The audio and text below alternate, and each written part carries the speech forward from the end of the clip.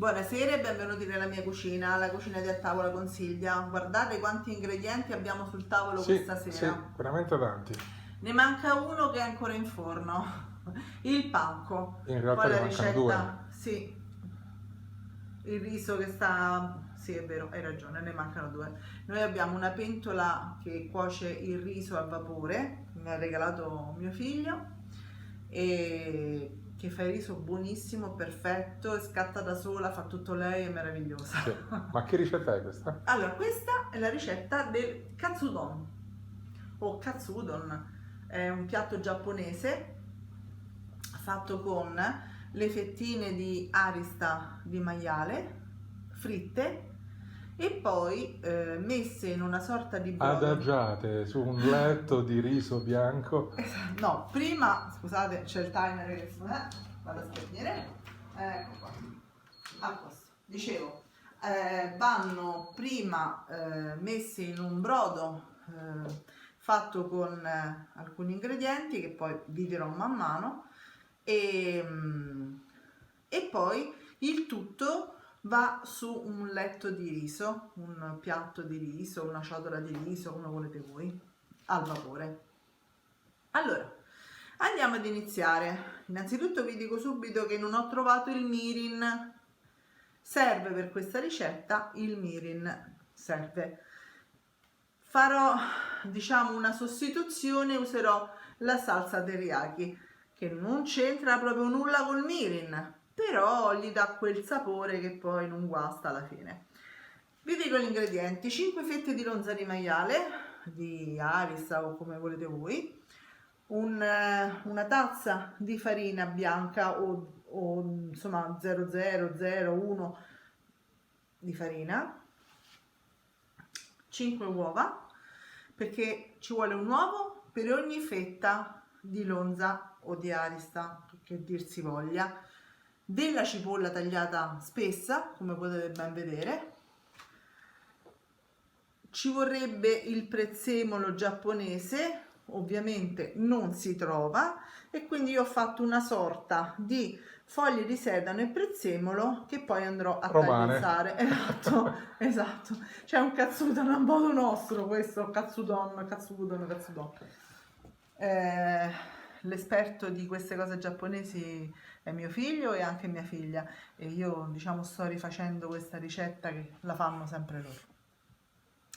Poi abbiamo un pochino di acqua, questa più o meno sono una tazzina e mezza, da mettere dentro le uova che sbatterò, queste 2 uova. Perché? Perché man mano vi farò vedere del sale, della salsa di soia e della salsa teriyaki se vi piace. Allora, andiamo ad iniziare. Innanzitutto dobbiamo sbattere le uova.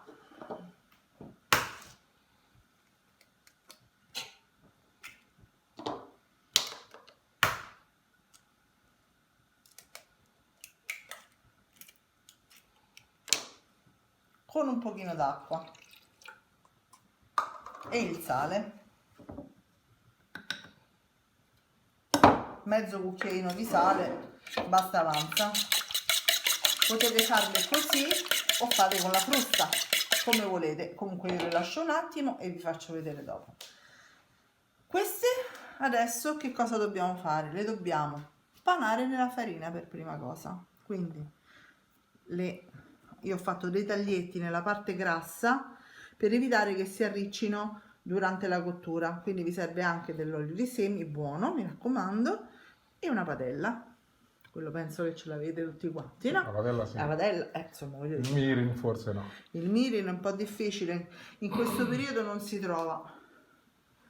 L'abbiamo cercato, ma poi non è che si può andare in troppi supermercati, quindi ovviamente uno si arrangia con quello che ha. Ecco qui.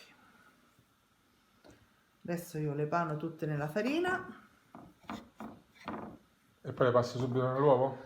e poi le passo nell'uovo. Una volta passate nell'uovo le passo nel panco, quindi ci rivediamo quando le passo nel panco. Intanto che l'olio sta raggiungendo la temperatura per friggere le nostre cotolette, perché poi alla fine questo sono il nostro katsudon, noi abbiamo messo una manciata di cipolla, un cucchiaio di salsa di soia e 100 ml di brodo dashi. Il brodo dashi non è altro che brodo fatto con l'alga kombu. Vi faccio vedere, si compra nei supermercati e così è il risultato dell'alga dopo. Ora vi faccio vedere il risultato, come è fatta l'alga invece prima. Eccola qui. Eccola qui. Questa è quella che sta intorno agli uramaki? No. Quella è l'alga nori. Ah, quella è l'alga È nori. l'alga nori. Quindi intanto dicevo che l'olio arriva a temperatura e intanto noi abbiamo messo questo nostro brodino. Quindi il cipollotto non tutto, No, ne va un Solo cucchiaio, un pochino, sì. un cucchiaio più o meno. Adesso ci rivediamo sul tavolo, copritelo mi raccomando, questo brodino, ci rivediamo sul tavolo per fare le nostre fettine Quanto con tempo il deve stare panko. qui? 5-6 minuti. Ok, a dopo. Allora, abbiamo passato le nostre fettine nella farina, adesso le passiamo nell'uovo. Questo è il nostro panko, lo utilizziamo direttamente davanti a voi, così. Io vi Voilà. metterò nell'info box anche la ricetta per fare il panko in casa, perché Eh sì, è una ricetta semplice, veloce molto semplice, esatto. ed economica, perché il panko, se comprato fuori, invece costa abbastanza. Eh sì, costa un bel po'. Allora, e adesso andiamo a friggere le nostre cotolette. Quindi le faccio tutte e le andiamo a friggere. Poi li mettiamo qui, ops, su una teglia con la gratella. Non devono stare sulla carta, perché sennò con la carta diventano più morbide, invece devono rimanere croccanti. A dopo. La prima cotoletta è al lavoro, È al lavoro. è in frittura. E quanto tempo deve stare? Pochi minuti da un lato, pochi minuti dall'altro. Guardate, Ecco, già sta un'altra. diventando dorata. E quindi ci vediamo a cotolette fatte. Ci vediamo a cotolette fatte. Pronte. Adesso stiamo scaldando il brodo che avevamo già preparato prima e dobbiamo mettere le nostre fettine nel brodo. Vai. Quindi ne mettiamo una, eccola qui, la facciamo stare un paio di minuti, Per lato o in totale? no, in totale, così, a fuoco alto, e poi la mettiamo sul riso ed il piatto è praticamente pronto. A fra poco. A dopo. Eccoci, ci siamo dimenticati un passaggio, scusate. Allora, spegniamo il fuoco, lasciamo ancora il coperchio per un attimo, prendete un uovo, ecco qua, date una leggera battuta, appena così, e lo mettete sulla fettina, coprite e lasciate che rassodi un po'. Quando vedete che ha raggiunto la consistenza desiderata, o se volete potete anche riaccendere un paio di minuti, dipende da quanto era calda la pietanza dentro, lo prendete e lo mettete direttamente sul riso, ma questo lo vediamo tra un po'. Eccolo pronto. Dovete fare a fette la cotoletta e metterla con tutto quello che c'era dentro al padellino, quindi cipolle, il brodo, l'uovo cotto come ben vedete, sopra il riso bollito. Il riso è bollito, un classico riso bollito. Adesso io l'ho fatto con la pentola qui che ho per fare il riso al vapore, ma va bene anche il riso bollito, insomma. Mi fai assaggiare la portata? Sei per sicuro? favore? Sei sicuro? Sicurissimo.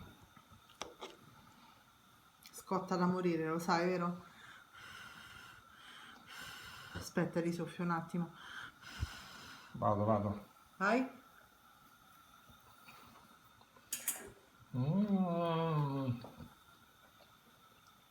Io adoro il katsudon, è veramente veramente buono. Katsudon o katsudon? Katsudon, vero? Ditecelo voi, nei commenti scriveteci dove va l'accento.